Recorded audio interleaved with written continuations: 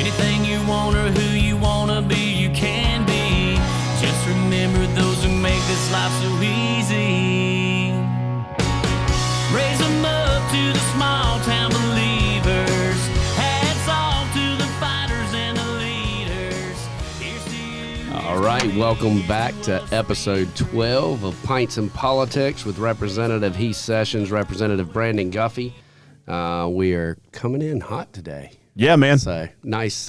We do it live. This episode, of course, is brought to you by 742 North. We're in the studio, and also by Comer Distributing. Comer Distributing brings beer all around and wine all around the state. And thanks for the sponsorship, Chip. Today's beverage is, man, this is a summertime brew right here. yes, It is Creature Comforts Brewing Company out of Athens, Georgia. And Athena. Athena. And this beer is a Berliner Weiss. So, you know, when I grabbed it, I was like, man, this is like a Country Time lemonade can.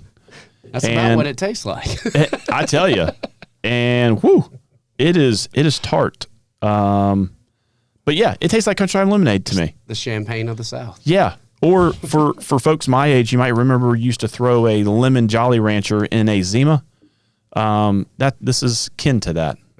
But I never questioned my identity, so I never did the stuff like I mean, this doesn't even taste like beer.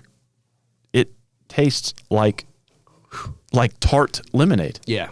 I'm not a sour person. It definitely has that tartness. Yeah. So, hey, if you want to try to enjoy a beer and you don't like the taste of traditional beer, hey, try this. Creature Comforts Athena Berliner Weiss beer. Gently tart, effervescent ambrosia. So, man, how was your week? Oh, man. This week's been pretty good. Very productive.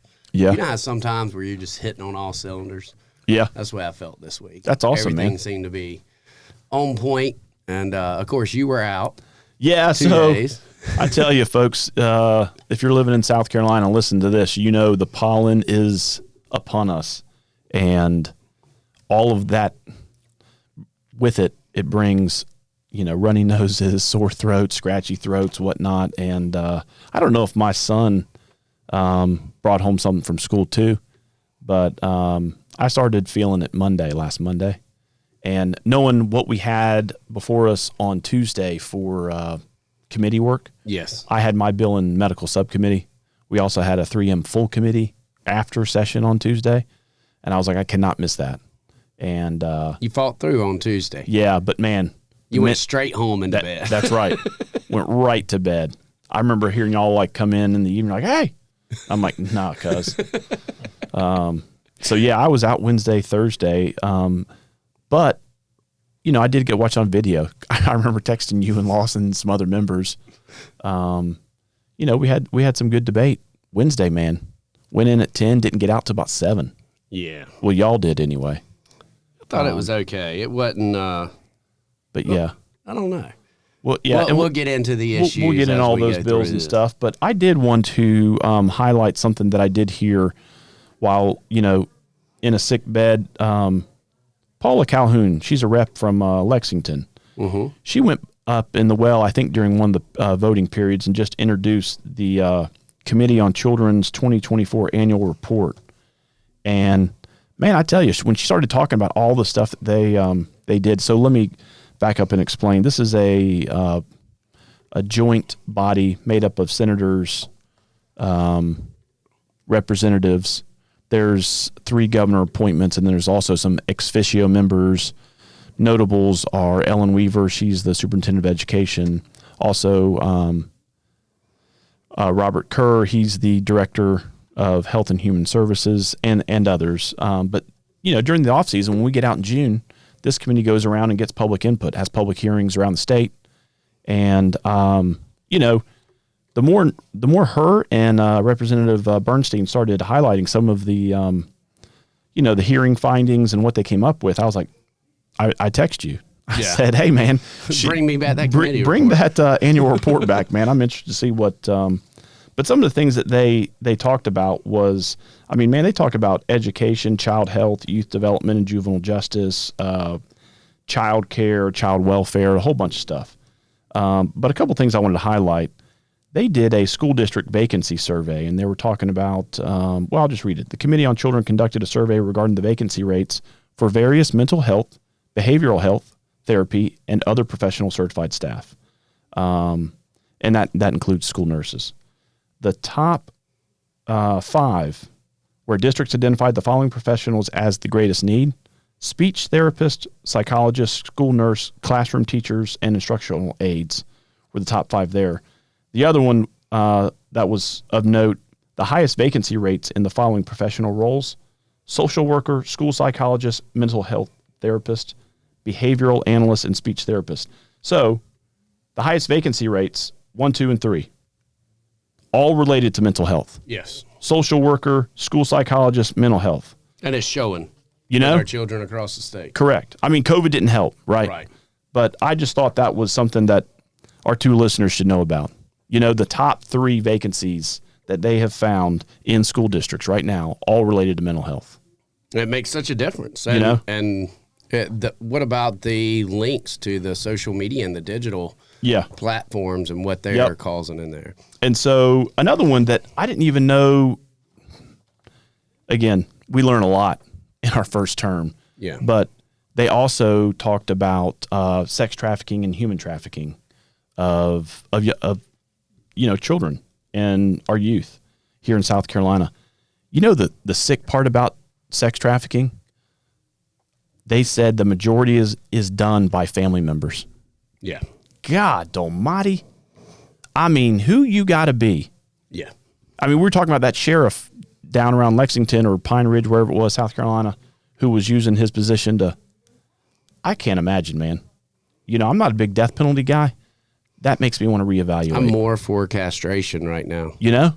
I mean, God almighty. I'm really getting sick and tired of some of this stuff. And so some people don't deserve to breathe air. Leave it to the man upstairs. But so some of the state's efforts to combat I'll just help organize that human trafficking and sex trafficking. So there's this thing called Traffic Proof South Carolina. And I wanted to highlight this because I don't even know if you knew about this. The South Carolina Human Trafficking Task Force developed an age-appropriate child sex trafficking prevention curriculum for schools. The task force created Traffic Proof SC, designed in partnership with SC, ETV, and public radio to establish statewide human trafficking prevention education curriculum. I was like, wow, that's pretty good. They're developing this curriculum that's age appropriate for middle and high school students that focus on sex trafficking, labor trafficking, the use of social media, and sextortion tactics by traffickers targeting victims online. So that's awesome. I thought that was, when I'm reading this and I'm like, holy smokes, man, this ties right back into Gavin's Law. Yep. That was the education component that I think you were so proud of. Like, that's the piece that, was the hallmark, right? Correct. And I mean, that goes to what your foundation's trying to do, right? As long as they can start implementing that. Yeah, so listen to this. Did you know they talk about Gavin's Law in this? I didn't. I know. Didn't see that. Traffic Proof SC aligns with middle and high school health curriculum standards and fulfills the requirements of Gavin's Law. Gavin's Law, which became state law in 2023, criminalized sexual exploitation and required training on this topic by school districts. Nice. So they can implement it all together. Correct. Which is what I've been saying. We've got to it's fantastic. Look at what the future problems I mean, are. literally, man, I could retire today. Yeah. Knowing what we did just last year and made an impact on all the kids. I mean, in the the future. ripple effects of that legislation it's amazing. And they're already implementing it. And I'm dealing with other states that are looking to implement the same thing. Yeah. Hey, that's a good thing. Here's another one that I want to talk again in the human trafficking and mental health stuff regarding on this report. Expansion of residential treatment facilities, something that we've talked about just in our conversations and on the podcast. The South Carolina Attorney General's office requested $10.4 million in non-recurring funds for a grant program to establish at least 4 residential and emergency housing facilities for minor trafficking victims. So it goes on to talk about there's only like 10 beds, and then the emergency beds are even worse. Which, but if we did the extra... We need to figure something out with that in regards to, because we've been talking about this from a mental health standpoint. So, Ray Felder came up to me and was talking because, whenever I ran, I talked about using the additional penny that we have. Right. Now, it has to be for infrastructure. But one of the things that she talked about was using half of a penny to create a crisis stabilization center and the other half to create a youth mental health facility within York County. Yeah. And I think that's a great idea. It's just hard to... Of course, it goes to a referendum, so the taxpayers have to choose. Yes. But we have to get our council to agree to put it on a referendum to begin with. Yeah. And I think there's a lot of fear there of people thinking, they want to raise our taxes. No, this is allowing you just to put it before the people to choose whether they deem this is important or not. Just like Pennies for Progress, back in the late 90s, early 2000s. I mean, this is... And we're kind of having trouble with that right now because of the cost has went up so much that... Right. we can't even complete all the programs. Yeah, one penny's not almost enough anymore. But so lastly, before we switch gears about this committee on children, the annual report, they talked about the morphed pornography of identifiable children and obscene visual representations of child sexual abuse. Which is one of the biggest things that we've seen. This is what our Attorney General's been talking about. With the use of AI and the apps like Nudify, which we've talked about multiple times on here. I mean, it's just insane, like the lengths that folks will go to commit crimes, especially against children. And this is something that I thought Gavin's Law was a launch pad for. Oh, and all of these laws, I think. And I think, and we're both on AI, but I tell you, man, it makes you want to rethink putting family photos on Facebook. Yes. Because then these dirtbags take pictures of your children and then use create AI. Pornography. Yeah. That is, I tell you, man. And, having that conversation with Chief Justice John Kittredge about existing laws and how we can combat this stuff. He talked about the name, image, likeness stuff. Did you get the email that I sent you on the Elvis Act that just passed in Tennessee this week? Yes, I did. And I think that goes down the NIL lane. Yeah, right. But I think that might be the solution. And we have a state as a model to go by as well. Yeah. So just for the two listeners, in regards to this morphed pornography using actual children and then making them do ridiculous, obscene acts, or just stripping a child down. Yeah, we do have a Senate Bill 995. I don't know who the sponsor of that is, but House Bill 4973, which is Ray Felder. She's the lead sponsor on that, and that's coming in judiciary this week. Okay, great. So y'all keep your eye on that. House Bill 4973 addresses the morphed pornography on identifiable children. So, that'll be in your sub. That will be in my full committee. Full, okay. In judiciary, it's already passed out of subcommittee. So we should have that coming up I think it's Wednesday. Okay. We have the full judiciary. Speaking of committees, I mean, and we were talking about the morphed images. We had Casey Mock come, who's he's a Duke professor that was involved in making the film The Social Dilemma, which is almost 10 years old now. Wow. But he is so far ahead of the curve, and he brought 3 law students from Duke University with him, and he presented to the AI subcommittee, which I hate that you were sick. You've got to get back and watch that. And anybody out there, if you want to watch any committee, anything of importance, to me, that AI subcommittee, the AI cybersecurity laws, was the most impactful committee hearing that we have had in this state because it hit on everything that we have talked about in the past. Yeah. And he started off and he started talking about we've got to quit looking at AI, social media, all of these things. We're looking at them as services, and they need to be treated as products. So then that becomes the product or consumer protection from products. Correct. So when you develop a product for the market and that intended use is X, there is legal recourse when it is used in a manner that they should have known it could have been, right? Correct. Yes. So Snapchat, as an example, and I use that, has a AI bot on every Snapchat account. And he used how they pretended to be a 13-year-old girl and how this the AI bot then convinces this girl to travel out of state to lose her virginity to a man that's 18 years older than her. And this is something that Snapchat's putting out, where if you're putting out a product that is creating harm, therefore you should be held liable.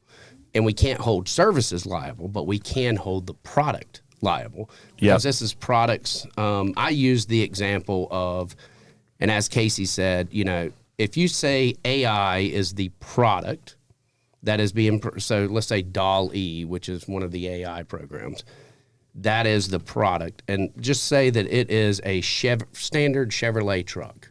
Mm-hmm. But if I take it and I put a 20-inch lift and Bigfoot tires on it. And squat it. And squat it where I'm looking at the road, all those things that I put on, and then I go out and I cause a bunch of damage and hurt my family in doing so, and I want to turn around and sue Chevy. Well, no. They gave me a base product. I customized it. Yeah. And that's what these companies are doing. They're getting the basic AI, and then they're customizing it, and they're in a race trying to keep up. However, they lack the knowledge. The most important thing that come out of that committee, though, in my opinion, was he stated that there is not a single AI out there that they have found that does not intentionally deceive. So, and I even used the example. I said, so what about self-driving cars that use AI? There's no perfection to it. The AI will intentionally cause crashes. The AI will intentionally deceive. Really? And they cannot stop that from happening right now. So while it might have been a higher percentage before, they can't get rid of it altogether. All right, so public service announcement for the folks driving Teslas right now. That are using the self-driving. Yeah. If AI is doing Look out. then it will intentionally deceive. But that committee, I can't even get into everything that went on in that committee. But it was so impactful that we huddled as a committee off to the side in a sidebar and started discussing what we're finishing up this year, what we are producing for next year, and how we are going to move forward. And everybody in there was just shocked. I'm sitting there, and I won't bring up a name, but I'm sitting in the committee beside of a Democrat, and we're discussing, and I start talking to him, and I start talking about algorithms and how it's dividing us. And he was like, I've never looked at it that way before, Guffey. And I was, using the example. I said, what about in the wrong hands, how you can use algorithms? And that's the fear behind TikTok. The Chinese Communist Party controlling those algorithms and controlling that narrative.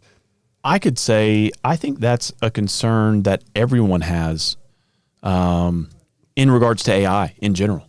That Google had that Gemini disaster because, when you said, show me pictures of the Pope, and it was a woman Pope or a black Pope, and at no point could you get a result where there was accurate one that reflected the historical realities that it's white guys, right? And that begs the question, who's writing the code that will not allow the AI to just go and screen grab images and then compile something that looks like the past 8 popes? Now imagine us having a crash or something similar, and you have a character that comes out such as a Hitler that people are already, that has this charisma that people are following, and now they implement AI, or they implement the algorithms, right? As opposed to just him being able to talk and trying to spread propaganda. This is propaganda on steroids, man. I tell you, and I think COVID really, really personified and showed that to me. Well, when people started going, nuts about the masks and then the vaccine and then, hey, I got vaccinated, so I don't need to wear a mask. No. Now you got a double mask. And then, people just started losing their minds about, wait a minute. So I got to stand 6 feet apart from you. I got to have a mask on while I'm ordering my cheeseburger. But then when I go to eat, I can take my mask off and you're sitting like 3 feet away from me. Right. Or come on. Like, it just defied logic. You know, like we all put our brains in a jar for a while, and it was like, what is going on? And that's where I really started noticing. You're an asshole if you didn't do that. Oh man. But I mean, I tell you, yeah, I think this AI social media stuff has gotten into the zeitgeist, the psyche, whatever, of everyone, and has caused us all to lack trust. Yes. In one another, in our institutions, in things that we used to hold, you know? And then also, I mean, man, people, if you come out and say the sky's blue, someone's hollering that it's orange. And it's somehow the old parable of the donkey and the tiger argument. You know? And so to put a button on that AI committee, you know, every committee meeting that we've had there, it just seems like it's scary. You know, it's the question, how do you eat an elephant? Yeah. One bite at a time, right? And that's what I feel like when I'm in those. It's so vast. Yeah. It's like the new frontier, and we have got to start addressing it, or it's just going to get away from us, if it hasn't already. I gave the scenario to Mr. Mock during that AI committee of my fear is the next two generations are coming behind us with AI, or the next two revolutions of AI and quantum computing. And I felt like we're too busy arguing over the small social things. Correct. That really are not going to have that big of an impact. And AI and quantum is going to come, and it's going to be essentially the death of capitalism. And we're going to have to reinvent how to motivate people. And he agreed. He said, I agree. And then he started talking about during the 2016 election and how Russia interfered in the elections. Right. But he gave the example. He said BLM, Christianity, and I'm trying to think of the other. There was one more issue. And they was talking about how much money Russia spent on changing that narrative. Now that can be done for as little as $400. Wow. To create a general disinformation campaign for right. about $400. AI will do it. He even talked about the human trafficking aspect of it. There is a new, evidently it was on John Oliver's show, which I don't watch. I used to. They call it like what do they call it? The pig slaughter scam. And essentially what happens is they start conversations with people through these random texts, start talking, and then they start talking to you about AI or cryptocurrency and how to invest. Well, once they earn your trust and they get you to invest a little bit, well, then all of a sudden you make all this money off of it. And then they keep getting it up. So they're fattening up the pig. And then whenever you go to remove your money, it's all gone. So that was one of the things that he discussed. And he said that used to be human trafficking.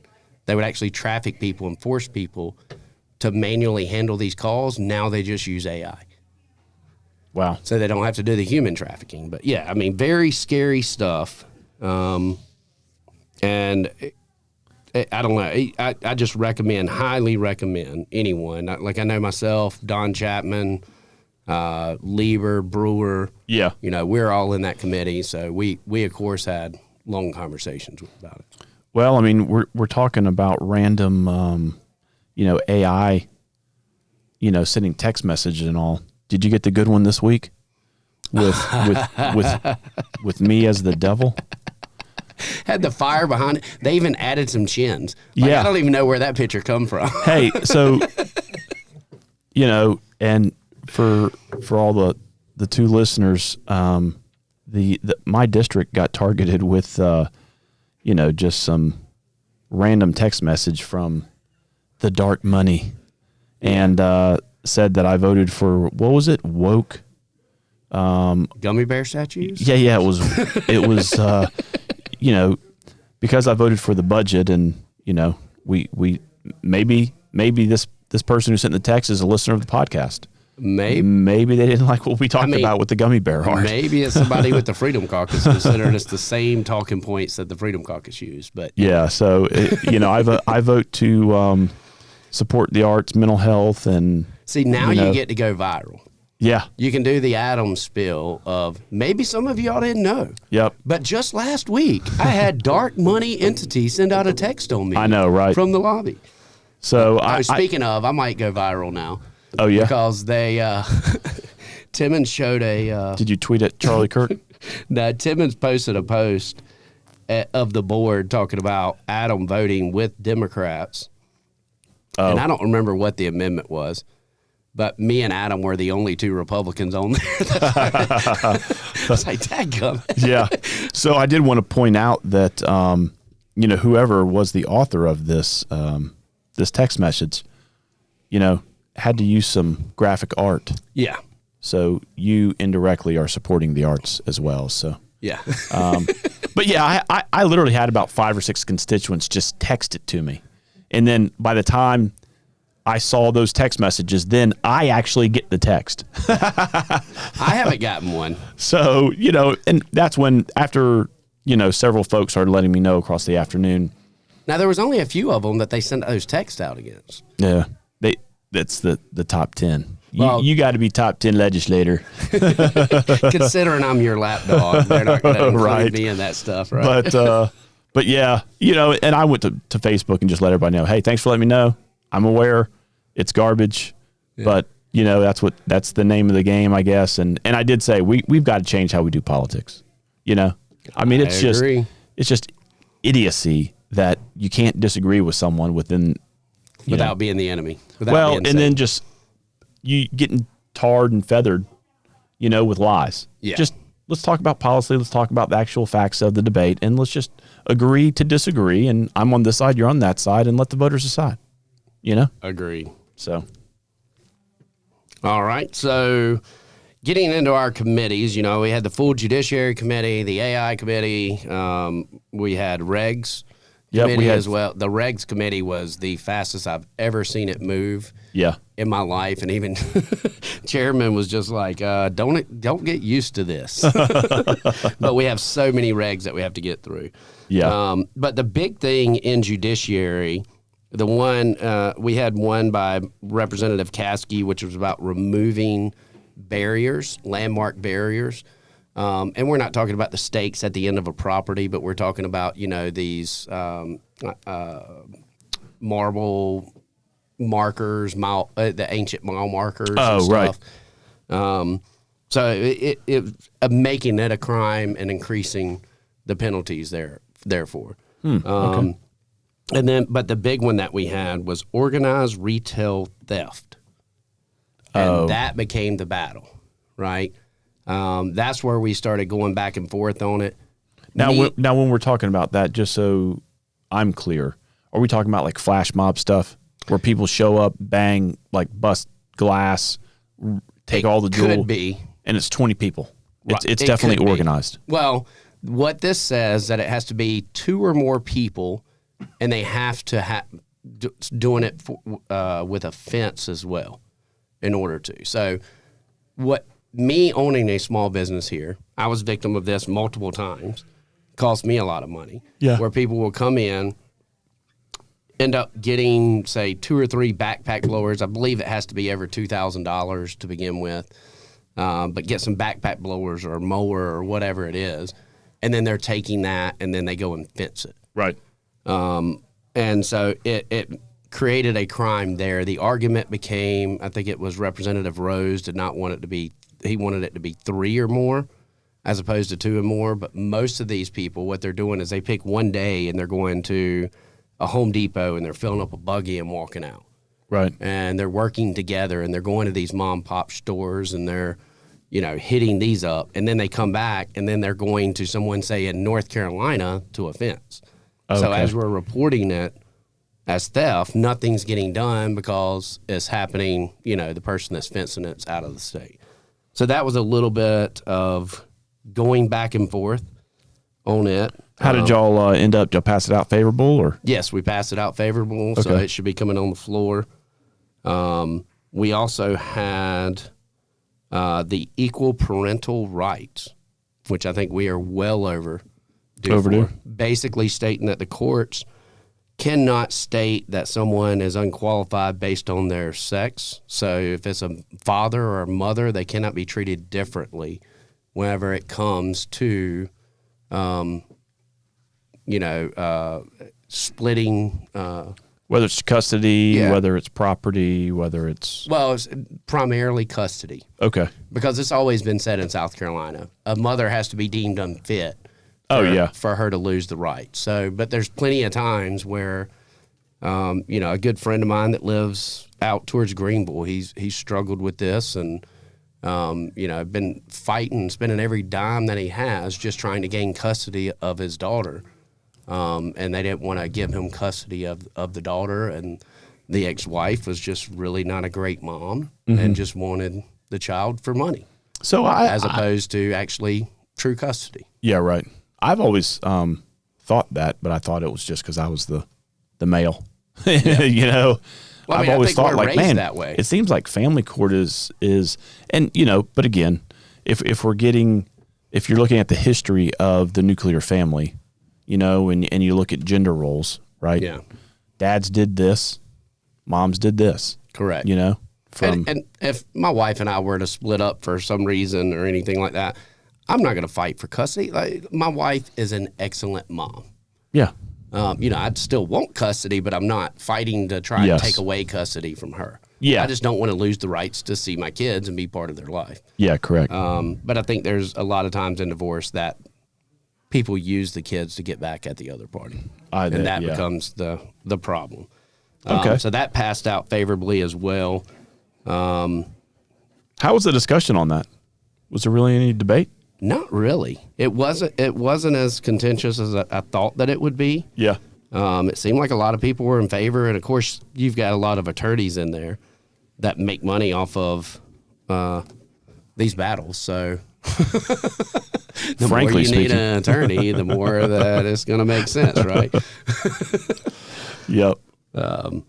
So that was pretty much it. On the judiciary? the regs committee, we had full few updates, and I'm working directly with LLR to try and help out our landscape contractors because they're saying you can't build a retaining wall unless you have a home builder's license, which is just ludicrous. So hopefully we will have that resolved on Monday. We've set up a meeting with a board member, LLR, and a contractor to discuss what's the proper way to move forward on this. Okay. But that's affecting our small businesses, it's affecting our suppliers, and it's affecting our manufacturers for these concrete plants that make blocks. Because now they're not able to sell them to the suppliers. Suppliers aren't able to sell them to the contractors. Yeah, and home builders don't want to build retaining walls. You're reducing folks who can build them. So what do you think's going to happen? Right, and it's killing an entire industry, and it's a service that we don't currently license in South Carolina. Yeah. So how are you saying that they're unqualified? And all the while, prices go up. Correct. It's all getting passed to the consumer. Significant price increase. Now, what about in your committee that you stayed in? Yeah, so we had full committee, 3M, and then we just afterwards we had a medical subcommittee, and we had in full committee we passed out favorable the Robert Smalls statue. I think you, myself, Brandon Cox was leading that, Jermaine Johnson, and I think Brandon Cox said there's like 75 or 80 sponsors by the time it got to the floor. Yeah. So Robert Smalls is the founder of South Carolina the Republican Party. Yep. In South Carolina, he's a black male that stole a Confederate ship. Yep. Went to freedom. Yeah, he's a hero. He's a badass. And it just it's long overdue. So we were able to pass that out to the floor, which was then quickly taken up on Thursday. And it passed out unanimously, so that's great. And we also asked for unanimous consent on third reading. For third reading. Yep. So it's already done. It's going across to the lobby. Senate. Yeah. And then in the medical subcommittee, we had a tele CPR bill that Representative Lawson, member of the Porch Caucus, he's leading that effort, and that's basically 911 dispatchers get CPR trained. So that they're we can able to, advise. when they do get a 911 call that is responding and CPR needs to be applied, they can help the victim or the victim's family or whoever who's making the call to administer CPR. Not a bad thing at all. Yeah, exactly. Another one was dealing with pharmacists, where during COVID, we relaxed some regulations and allowed pharmacists to administer vaccinations. And as long as there's the pharmacist present, a tech could do it, those types of things. And there are some vaccines that we're saying, hey, this works. This is greater access. It's convenient. You don't have to pay a doctor. Yeah, it's not Monday through Friday, 9 to 5 hours, so you don't have to miss school, work, whatever. And a lot of times you can go to a CVS on a Saturday and get a flu shot if you wanted to. So we were just trying to, we learned some things through COVID, and we're just trying to say, hey, you know what, this works. Let's keep doing it. So not forcing it on anyone, but giving people the option. So we passed that out favorable from the subcommittee, and then on the telehealth, have you heard anything about us being able to offer telehealth services to psychiatrists or psychologists on the mental health side? Yeah, you can. Okay, because that was one of the discussions I had. Yeah, we passed out a telehealth bill last year that concerned that. Nice. And then we had some issues with, what if your mental health, or what if, the social worker's in Florida and doesn't have a license in South Carolina. So we had to deal with some of that stuff. But we passed that out last year. Awesome. Yeah, man. And then I had my bill, the medical billing transparency bill. I originally, about a month ago, had a subcommittee hearing, but heard back from stakeholders, doctors of all scopes of practice, hospitals, collections people, all saying, hey, this wording might mess us up, this wording, And so took a month to get some amendments, made it a better bill. And so we got that, passed that out. We've got to fix that. I mean, dude, I just got a bill in the mail from my wife going to the OB, and it was going in, no procedure done. And it was $400 after insurance. Really? I mean, it is just ridiculous. Did they send you the itemized? It's just broken down. Says this, your insurance paid like $190, and like the remaining portion, and I think our deductible is like $100 and something. Yeah. But the remaining balance is close to $400, and this is for an OB checkup. Yeah. So this is ridiculous. The itemized bill is the start, right? This is going to be a long process. It's going to be just probably as long as I'm a legislator, I'm going to be working on these issues. Well, I think under insurance, people would be covered if they went, and they didn't really have to pay that much out of pocket. Seems like the medical facilities now are charging the insurance for the full amount and then charging you what they would freaking charge someone that's cash pay on top of it. Yeah, again, there's a lot of, I think transparency is the first step. Yeah, right. I agree. We need to understand what we're paying for. We need to understand the explanation of benefits from the insurance, and that'll probably be a bill for next year. Not only doctor non-competes, but also, some effort or some bill that we can say, hey, if you're going for a non-emergency procedure, you have to give an estimate, a quoted estimate, to the patient 48 hours before the operation or before the surgery. Now the quote from Atrium that there's some idea. The quote that my wife got was actually said that we don't check the doctors anymore. So it was saying this is what our services would be. This is for scheduling a procedure, and they're saying this is what our estimates would be, but you need to find out from the doctor what their estimates would be. Okay. So they don't even add that in anymore. So again, in doing a lot of research for this billing transparency, I've learned a lot of facilities do this. They actually have a website that you can actually go to and put in what your surgery is, and the website actually has a gizmo that throws out a quote.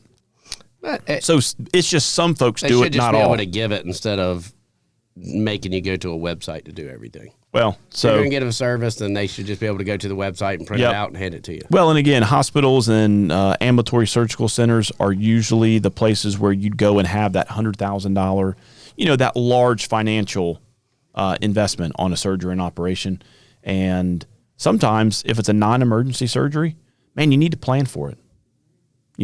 And so knowing that something's going to cost you Yeah. $30,000 and you're going to be out of pocket $4,000, hey, all right, I got to do that next year. Yeah. And let's start saving some money aside. Right. You know what I mean? So that's the idea of trying to plan these things a little better, because we got to get to wellness. That's what I'm saying. Like, that was the discussion my wife and I had was, she's like, I need to know how much this is going to cost, because if it's going to be a few grand, like, we can't afford that. Correct. I mean, most folks, you can find articles all day about the paycheck to paycheck folks. Yeah.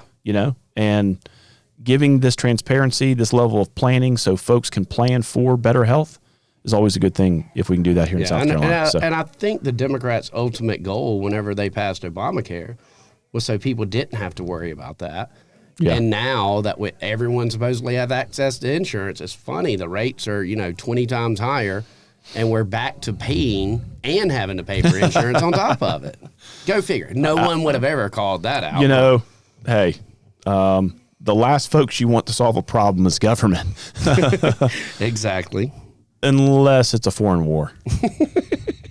Then that's the first people you call. True. So what about on the floor this week? So our big thing on the floor, we had the pharmacy bill, of course, Okay. coming up, talking about being able to administer the vaccines, and that's where I was getting into it with Rob Harris, going back and forth. Kind of had a little clip. But he recorded. talked to you, though. Yeah, we talked about it. That's a good first But step. the problem is the First Amendment that he put up was invalid. Mm-hmm. He knew it was invalid, and yet so many Freedom Caucus members still chose not to table the amendment, which was... I really don't understand that, but, So for the two listeners out there, we this was Tuesday when we Yes. gavelled in, right? The pharmacy bill that I was talking about earlier. What did he put? What was the amendment? His it said something amendment about stated- a novel, right? His amendment defined a novel vaccine, and the First Amendment he put up defined it as any vaccine that has been approved for at least 12 months. So any vaccine that's at least a year old, in that definition, then becomes a novel vaccine. Right? And cannot be administered. And cannot be administered except for with the permission of your doctor. Correct. So it basically gutted the bill, right? Oh, it went further than what we are now. Right. Like it was, but his intent was to call any vaccine that is less than 12 months Right. of approval a novel vaccine. So whenever that was pointed out, we moved to table his amendment. He still voted to not table it along with many other members, which I put up a post because this is just stupid, but I was questioning him on it. And So let me interrupt there.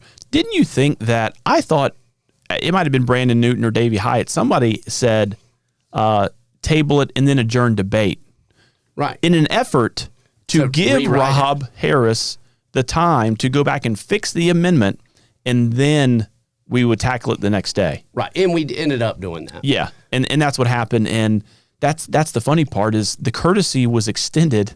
The speaker called it out during the middle of the debate. Right. Trying to help facilitate. Trying to help you accomplish what you were wanting Correct. to accomplish. So we adjourned debate on it, and then we went into, and now while we were arguing, I brought up the point of, so what you're saying is that you would prefer to have a health czar decide Unelected bureaucrat, right. decide whether you can get a vaccine or not. And I brought up the point of during COVID, the number one problem being ivermectin. And doctors that would not prescribe it because the organizations they're working for don't allow it, or whether they wouldn't for any other reason. But, people thought that they should be able to get this, and yet doctors wouldn't prescribe it. And then it became the joke of, where they're ordering horse dewormer because they're getting it from vets, right? Yep. But I brought that up. Why? Because consistency is important. Meaning freedom of choice. If I want to put it in my body and it's considered a vaccine, then why can't I do so? I don't want the government telling me what I can and cannot do. I want the freedom to choose. His point was, and so we come back on Wednesday, and the First Amendment was actually by Thomas Beach, and Thomas Beach's amendment was actually good, and it just basically said anyone under the age of 16 has to have parental consent or a doctor's consent. To go to a CVS and get the flu shot. Correct. Okay. So that way you don't have someone walking in and they're just getting, let's say you consider even birth control, a vaccine or a shot. So that way they can't just walk in and go get whatever it is. Then Rob Harris came up and he had the corrected language. But the problem then became a novel vaccine is defined as anything that has been FDA approved for at least 12 months, or anything that has not been FDA approved for at least 12 months. It's been approved, but it doesn't have a track record of 12 months of use. Correct. That is every freaking flu shot that has ever been made. Right. Because it is a new strain every single year. Yeah. And whenever you do that, you're saying, okay, now you got to go to the doctor, even if you want a flu shot. And we don't currently have to do that. So why would we do that with changing the definition? So, of course, I argued again. And then I asked him, I said, is it more free to have to get your doctor's opinion or more free to just be able to walk in and get what you want? And he was like, well, I think it's more safe. So you think government is the goal to be, it should define what is being safe? You got to be careful as citizens, how much responsibility, power, and authority you want to relinquish to the government. If it's going to make more free, then I'm typically going to go towards it. Because government... I wasn't the biggest fan of our constitutional carry bill, but it's more free. I'm going to go towards that. Yeah, correct. Yep, so... So we argued that got passed out, and then the big argument became over school choice. Oh, yeah. Yeah, the educational savings accounts, the trust fund. Correct. Yeah, educational scholarship trust fund. Yes. Yeah, so... And you might understand it a little bit more. My approach was really don't care because it has no chance of being passed. It's still unconstitutional right now. Until the referendum comes out and they remove that language, then it is unconstitutional to take public funds and put them towards private education. Right, and so I'm sick that day, but I'm watching it on the iPad, and I'm texting y'all. And I think you even said, "Give me the Cliff Notes." Yeah, and I said, "Well, one, the constitutionality is in question, right?" So for the two listeners, last year we passed an NESA bill. We allocated $30 million for 5,000 applicants to get a $6,000 scholarship that they can use for their schooling. So if they want to go to a private school, homeschool, or if they want to use it for Uber to get to the next school district over because they have a better public school and they get accepted to that school, they can use it for that, right? There's a lot of qualifying expenses. And what we were told last year when we passed that is this was going to be a pilot program to implement it, see how it was going to do. We also knew it was going to get challenged in court, so you might as well go ahead and basically beta test this thing. So in a few years, we can see, okay, here are what's working, and here's what we could probably tweak and do better, right? And so, I voted for it last year because I was like, yes, beta test. And there was also an income cap, right? Yeah. So there was helped out the poor people. Yes, correct.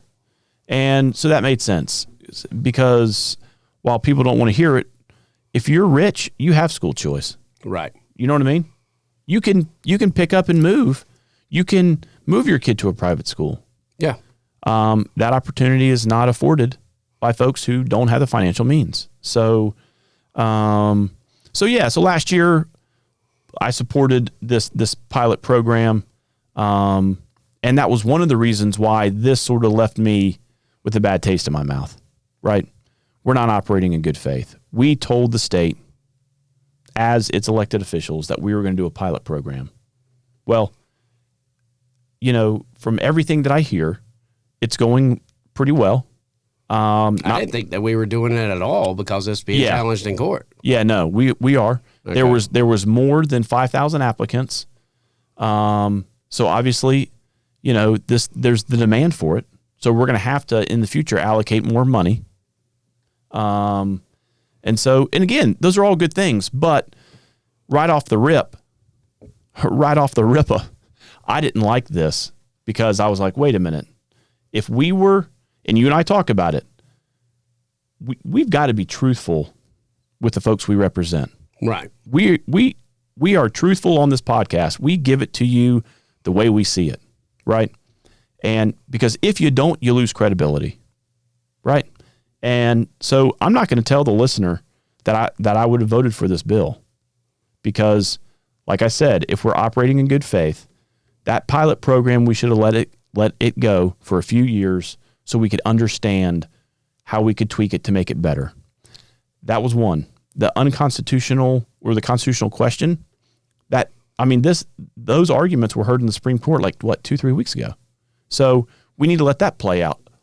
And that's not going to happen until November. All the reason why we should have not done what we did this past week on this trust fund bill. Now, so here's another thing. I was having a discussion with another Republican, and we were talking. One thing that I want to say to the two listeners is I don't believe that public schools have the exclusive right to your tax dollar either when it comes to educating your children, right? So we've got to figure out a good balance. Well, we're paying $18,000. We're at a record high, $18,000 per pupil. Yes. To educate in South Carolina. Right now. We raised it, $400 something? Yeah. $11 per student. If it's $18,000, that voucher's what, $6? Mm-hmm.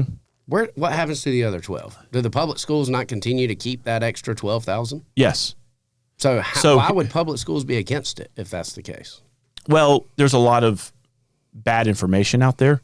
But that's the point, right? So if you were to take a school, let's just do some quick math. If you were to take a school that had 1,000 kids, so if they get $18,000 per kid, right? Yeah. That funding's what, $18 million, give or take? All right. If 100 kids left, mm-hmm. those 100 kids would only take $6,000 with them. Right. In theory. They would still have the other 12. So your per pupil spending would actually go up. Right. And that's what I was saying. To me, it would make the public schools more, it would allow them to compete more. Yep. And truthfully, I don't know how many private schools are out there that are allowing people to come for $6,000. Where I started having heartburn was finding out some of these schools that have applied are like cosmetology schools. Are they giving? Yeah.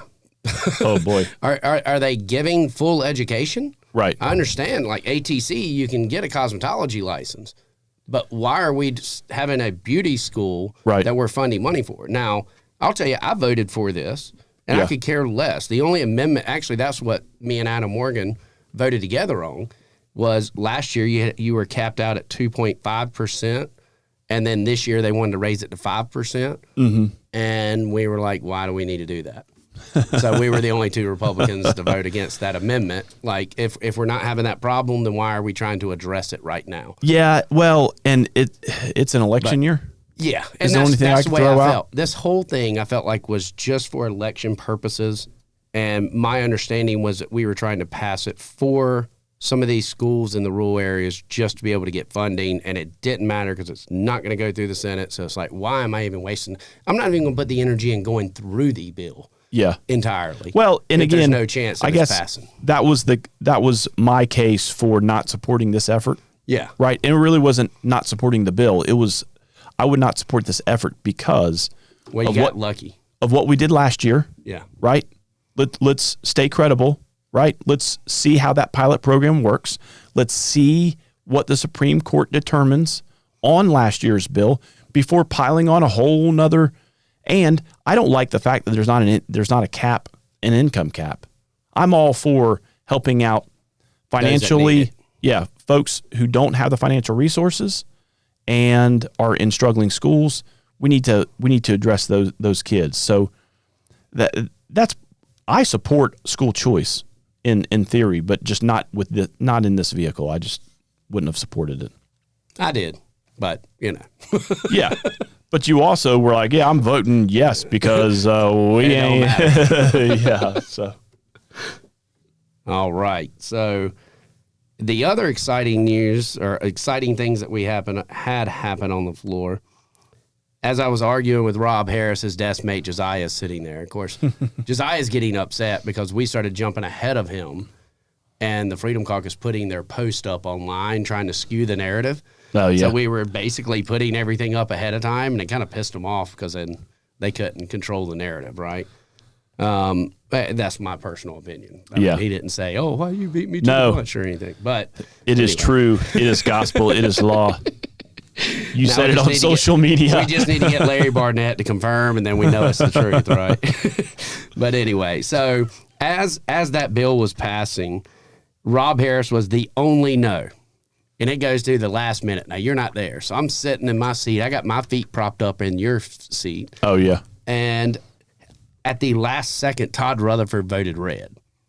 And I laughed. So it's Rob Harris and Todd Rutherford. Old bosom buddies. Yeah. So I'm sitting there taking a picture of the board, which is the same thing that Rob and Josiah are constantly doing, right? Isn't that campaign activities? Yeah. According, if the whole loyalty oath was true, then I'd already been kicked out of caucus, right? Yeah, for taking pictures. But anyway, so I laughed. And Josiah says, "That's not funny." And you know me, I get froggy at times. And I'm like, "What do you mean that's not funny?" And he's like, "You're doing that just to bring him down." I was like, "This is the same shit y'all do." So by this time, I'm standing up like, no. Yeah. Like, this is the same thing that y'all do to us every single week. He's like, "You're going to do that just to take somebody down. I expected you to be authentic or genuine or something like that." And I was like, "Dude, first of all, I'm not posting this. I found it funny. I was going to post it whenever it was just Rob being the only red because I argued against him on his amendment." Yeah. And so he didn't get his way. So acting childlike, just vote against the entire bill. But so that's what I was going to do. But then Todd Rutherford throws in the red at the last minute. That is hilarious. I thought it was hilarious. That is the definition of funny. But yeah, so I was about to lose my cool on the floor. Hey, at least it's like, some people like to run their mouth like they've never been popped in it before, and sometimes all they need is a good popping in the mouth. Have you ever? And I've come across people who you can tell has never got their ass whooped. Yeah.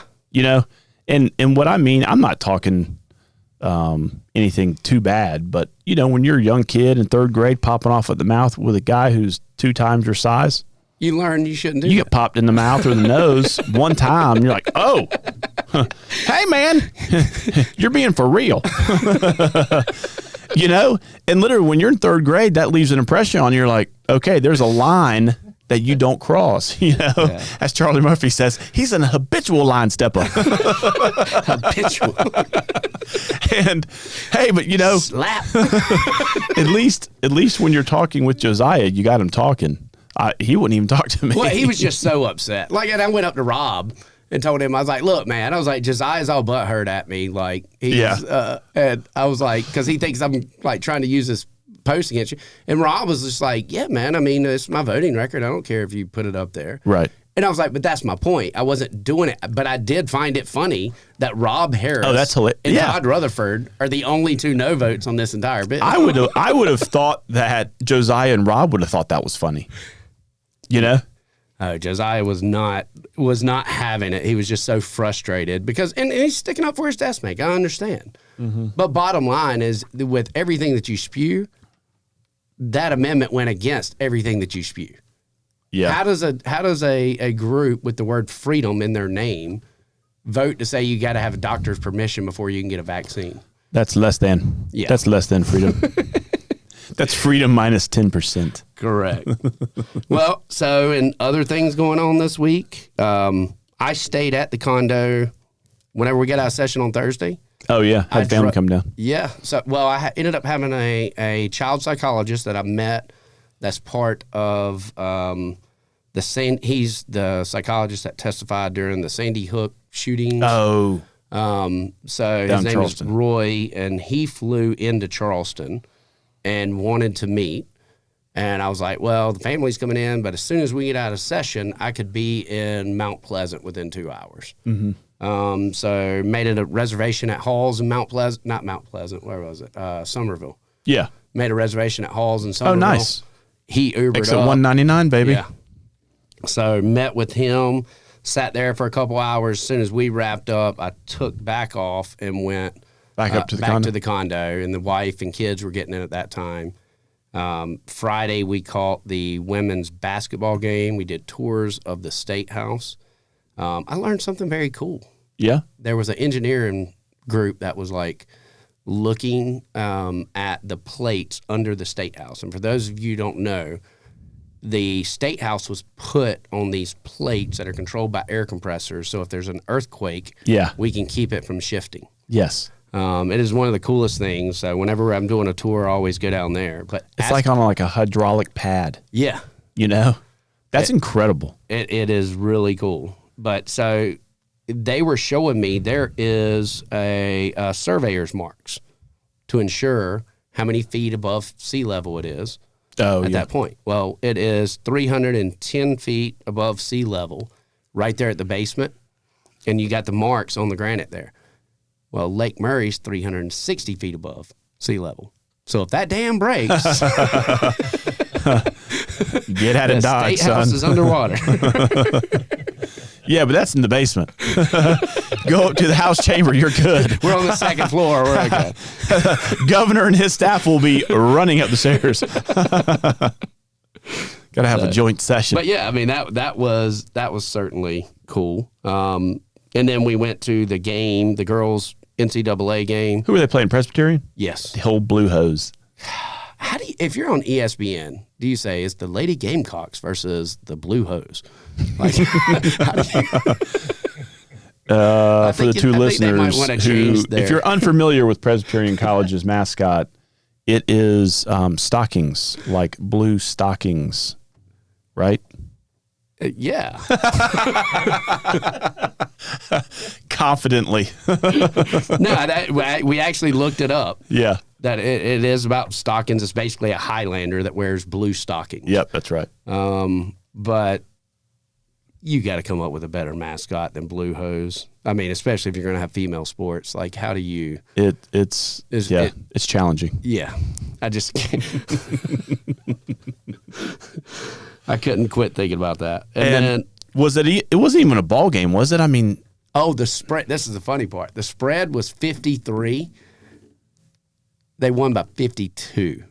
no way. So the Gamecocks had the ball and could have probably scored again. Yeah. And Dawn Staley stands up, and then everybody kind of quits playing. And they let the clock run out with 52. What you call sportsmanship. But how does Vegas get it that right?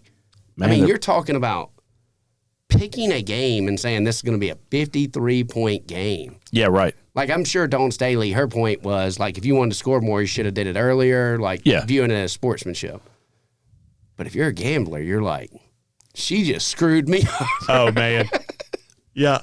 And, you know, I forget who, I think it's Scott Van Pelt does the bad beats. And his show on ESPN, they bring in, like, with just what you're talking about, where, you know, whether it's an over-under or a point spread or Yeah. something like that, and, like, where a kicker will miss an extra point and totally screw your whole parlay card. You know what I mean? And yeah, that could be on his show, on the bad beats. Well, yeah, I've never seen that before, but yeah, I would like to understand that a little bit more. We did that. We also went bowling. Yeah, Friday night downtown Columbia at the Grand. I went bowling this past weekend as well. Yeah, oh, fun. So we often joke about having the porch caucus. Yeah. Right. So we had a logo design, which is awesome. Yes. Love the logo. Yep. And then we started working on a mission statement. Now, wait a minute. Still in the works. For the two listeners, when he says we started, I did. Guffey started. I asked for input. I thought we were just ripping on it, you know, just throwing some stuff out there. And then I saw you post the logo. Oh, yeah. I posted the logo. But you didn't post that? No. Okay. Gotcha. Oh, yeah. Because I was just like, oh my God. Oh, no, I posted the logo. Now I already got a schedule for a tattoo next week. Yeah. Now that I'm back to, 100%. I'm going to feel like you after going bowling whenever I get done with that tattoo. We can start looking at that and deciding on what we're going to do. Well, so this is the sample. This is my rough draft of it. Yeah. The Porch Caucus gives a voice to countless South Carolinians who don't just talk about it, they be about it. Those who feel that many politicians do not represent them. We support a pragmatic, honest, open, accountable, and productive government. Our goal is to get the most conservative legislation through that will actually pass. Soapbox politicians need not to apply, and bumper sticker politics are frowned upon. We support our veterans, military, law enforcement, first responders, educators, along with nurses and hairdressers, especially nurses and hairdressers. If you love to camp, come caucus. The rule of law and the principles that promote liberty and justice for all. Oh, my Lord. So it's still in the works. Hey, we just need to be able to put something like that to music, I know. I mean, something that's catchy, like Russia, Russia, Russia. I was thinking the 2 Trailer Park Girls around the outside. Yeah, no kidding. Well, trying to wrap things up. What do we got? I know we got judicial reform next week. Is that coming up next week in committee? Yes, it's coming up in judiciary. Okay. I know the Senate passed it, but I heard it was sort of watered down and folks weren't happy with it. But that's just our own share of the York County GOP that thinks that. Said it's worthless because it still has attorneys on the JMSC. Oh. But, even the senators I've spoken with prefer our House bill. Felt like it is a little bit more thorough. We've got that. I should be having a bill. So Nancy Mace called me Wednesday morning, whenever I was headed in. We started discussing this Voyeurs Act, Stop Voyeurs Act that she submitted on a federal level. So we were working together to get something submitted here in South Carolina. She understands it's not going to be ready to go. She wants to get it submitted. So as soon as we start again, it's on the docket to be filed again. And then, and so we've also got coming up. I know we have the, as far as local issues, we have the candidates debate, right, for Senate District 17. Yes. This is going to be for the Republican candidates. That's going to be on April the 4th. That's a Thursday afternoon. What time are we saying that's at? Is that 6? 6:30. So, and that's going to be at the Rock Hill Country Club. Yep. And so I think the 3 candidates vying for that seat from the Republican Party are Everett Stubbs, TB Cincy, and I always call him TB. So yeah, and Trip McCoy. So those 3 gentlemen will be there at the country club debating the issues. So voters can get a gander at the candidates who we'll have to decide upon in June for the primary. And we're lucky to have 3 conservatives, and you and I know what it's like to put your name on the line. Yeah. I actually got into it with our local York County GOP this week, and I will go into full detail on that on next week's podcast. But it's so frustrating to me because our own York County GOP, looking at a race north of the river, we've got 2 ladies in Jackie. How do you say Jackie's last name? Terabile. So we've got Jackie Terabile, who's former head of Moms for Liberty for York County. Yep. She's running, and the current school board chair, Michelle Branning, is running. Now, and they're running for, that's House District 66, which is currently held by David O'Neill. Correct. He announced, late last year that he was not going to seek re-election. And so that's going to be a vacant seat. Jackie will be the Freedom Caucus candidate, and Michelle has said, I'm not going down there to represent caucuses. I'm there to represent people. So that became the argument. And, of course, anytime you don't bow down to the Freedom Caucus here in York County, it appears that you become the enemy to our own local party. Well, maybe not even enemy, but you're definitely called Rhino and Swamp. Well, that's is the preferred everybody. adjectives. Yeah. I mean, so the problem is the chair of the local York County GOP sent out an email bashing Michelle Branning and calling her a Democrat. Yeah, and it was to like 95 people. Yeah. And he just decided to include you and I in that? Well, whenever I got the email, it looked like it was an email from Larry just to the delegation. Oh. And so whenever I replied to all, I'm thinking I'm replying to the delegation and Larry. But he wanted to be a sneaky little thing and blind carbon copy everyone else that's executive committee members on there. Oh, yeah. I looked at it. It said, me, you, and 94 others. Yeah. And I was like, who are all these people who is in a blanket email like this? So we're definitely going to get in that. I'm debating whether I even want to get involved in that race. And you know me, I don't like to get involved in anything north of the Mason-Dixon River. But I think I'm just very disappointed in that we have a local chairman of our local party. And whenever I pulled the stats, Michelle Brannon is someone who has voted in over a decade of Republican primaries. Mm-hmm. And most of the people who are heavily involved in the party right now voted for Obama. Like they haven't even been Republicans for a decade, and they're wanting to call her a rhino or a Democrat. And they're both great. Michelle and Jackie are both great ladies. They could argue those points in a debate. Correct. They offer voters a choice. Correct. Right.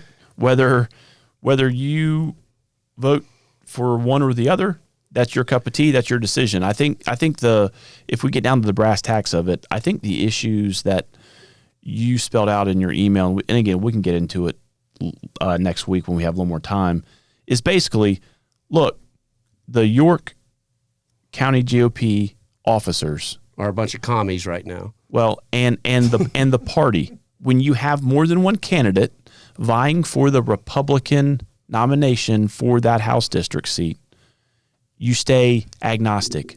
Right. You try to give them an environment or platforms where both candidates can show up and offer, their skills and talents and what they want to bring to the district, and the voters decide. What you're saying, what you said in your email was basically, hey, the local Republican Party is putting their hand on the scale, right, for one Republican candidate over the other. The establishment of the local party is handpicking a candidate and trying to claim that they're fighting against the swamp. They are the freaking swamp in this scenario. They're the ones putting their hand on the scale whenever they should be allowing it to be people. And by sending out this Stalinist type email to everyone promoting a candidate and bashing another candidate, it drives me crazy because this is the same crap I dealt with in my race against Elizabeth Enns with the women groups within the York County GOP. Yeah. And I hate to say it, but as long as we're in the House, we'll see it every 2 years. It's just the fact of how about we get this work that we do, And it's unfortunate. It's intent terrible. Of the people who are running the York County GOP, I think, is pure, but they have become what they want to fight against.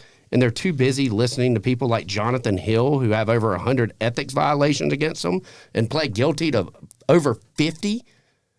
And they're too busy listening to them instead of listening to the people who are actually here that could serve and work with them. And what happens whenever Michelle becomes the nominee and now all you've been doing is bashing her? You expect her to come and work with you? Do you expect her to listen to you? Or to show up for a meeting? Right. And then you just want to complain and say, oh, well, they're part of the uniparty. No, you are the swamp now. Like, you are the establishment. Right. Yeah, my brand of politics is not that. I mean, I literally try to be kind to most folks, Not me. Well, no, I'm just kidding. Listen, I return what you give. If you come at me sideways, you're going to get hit sideways. Yeah, I always try to be the adult in the room. Yeah. And it sucks. It's not satisfying at all. Maybe that's why you and I hang out so much, because I can live vicariously through your emotional responses, and I got to sit there and be like, My response is immediate, fast and not thought of. Like, you couldn't be more transparent. Yeah. Just trying to beat the duck on the pond, you know. Here I am, belly flop. I've got some breaking news. Yeah. Cannonball. So yeah, man, that was the weekend review, and we're looking forward to the judicial reform next week. I got my bill coming before full committee on 3M next week. And then furlough. We go on furlough again. I'm going to Hilton Head for Cohen's 18th birthday. Oh yeah, during that time period, just to get a little bit of a break to celebrate his 18th. For the whole week, or just like a long weekend, or the family's going for the week. Oh, because they're on spring break. There. Yeah, they'll be on spring break. Okay, gotcha. I don't think I'll be down there the entire week, but I'm going to try to make sure I get some family time in before campaigning really kicks off. Yep. And then tomorrow I've got to speak 2 times at Riverwalk Academy to students tomorrow. I got 2 different speaking sessions to students, and then I've got one tomorrow night with parents and community members as well. Man. So I'm doing that, and then as soon as I wrap up, I'll drive down to Columbia. Well, and let's not forget, this is Holy Week. You know? You got Maundy Thursday, you got Good Friday, and he lives, brother. You said Sunday. Easter service. Hey, come on down to Oakland if you want to come, man. Yeah. I got it. This is when I got to read. This is when my pastor said, "Hey, do you want to read the scripture reading?" I said, "Hold on a second. Let me read the passage first. Make sure there's not hard names or geographic areas that I cannot pronounce." Yeah. Okay, we're good. So need to get clarification on everything. Yeah, that's first. right. I think this is the only Sunday that I may wear a tie in church. You don't normally wear a tie? Not a tie. Nope. I'll wear a button-up shirt, or maybe just a jacket with some, khakis or chinos, whatever. But no. I mean, who wears a tie in church these days? Can you name any? Maybe your pastor? Yeah, I don't know. Yeah. It's like gone away. Yeah. I mean, House of Representatives, we're the only people who wear. Oh, and as soon as we're out, I'm untying that thing. I know, man. Yep. I got to go bow tie sometime. I can't do bow tie. Well, I was always told never trust a man in a bow tie or white shoes. Really? Yeah. Why? I don't know, but it's always stuck with me. That's just what, like your uncle told you or something? That's like an old Southern saying. I thought it was white shoes maybe after Labor Day. Don't trust. You can't trust them. Don't trust a that's white Southern pants. lawyer. I'll wear some white pants after Labor Day. That's like a no-no. Hey, the sun's shining. Do you have white pants? Well, they were white at one point, but they're not anymore. Those are one of them things where you have to buy like new ones. I always joke around with my wife about getting some white pants, and she's like, no. And I'm like, come on. I bought a white pair of swim trunks one time. Never again. That is a what? Yeah, that is I didn't know that they turned idea. into see-through. I just thought they were white. I think they were actually board shorts. So it was like a thicker material, so you don't think anything of it. Is the water cold, guys? We'll see y'all next week. All right, have a good one.